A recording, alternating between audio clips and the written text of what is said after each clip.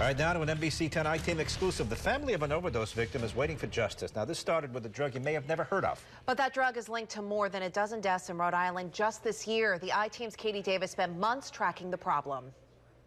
Paul DeRocher was valedictorian of his high school class, a young man with a bright future, working full-time and living in Woonsocket. Then suddenly, the 25-year-old was dead, the victim of a mysterious new drug. My kid is a good kid.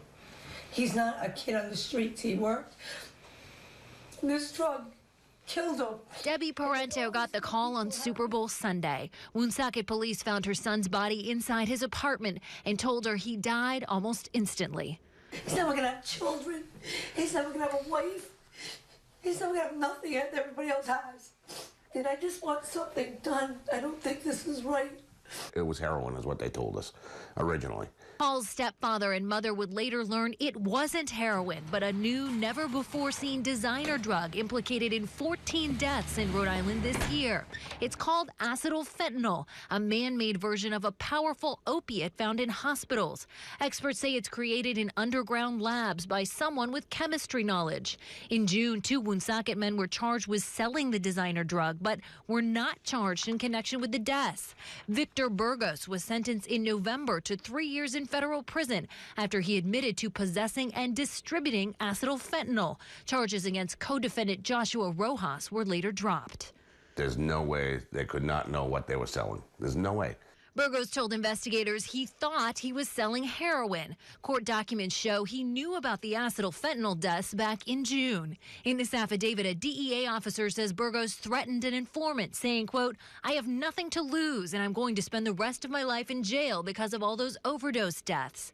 But the U.S. Attorney's Office tells NBC 10 there's no evidence Burgos was responsible for the deaths.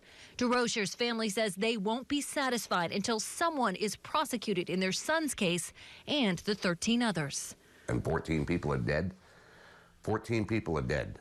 You know, it's not possible. The people cooking this up ought to be getting, they ought to be getting close to a lifetime sentence because they're pretty much killing everybody that they're selling it to.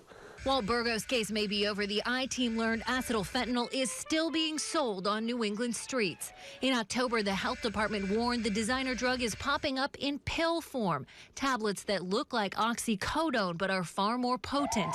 Those who've used the drug and survived say it's more powerful than heroin and more deadly. I'd say it's 100 times stronger than heroin. You know, it's so potent that you could snort it, it could kill you. You know, it'll take you to your knees and make you tremble. You thought it was heroin. I did. And then, you know, people are like, oh, this is this new stuff. I'm like, wow, what is it? Jason Moore is now clean and sober, celebrating 1 year in recovery the day we interviewed him in October. But before that came a frightening experience with acetylfentanyl. So when you say 100 times stronger than heroin, tell me what that means. You're just totally out of it, and you don't know where you are. You're like, you might as well just be in a coffin. That's exactly where 14 people who injected acetylfentanyl ended up. Investigators at the medical examiner's office in Providence realized something strange was happening when a cluster of the first 10 victims arrived, all from Woonsocket, all within less than a month.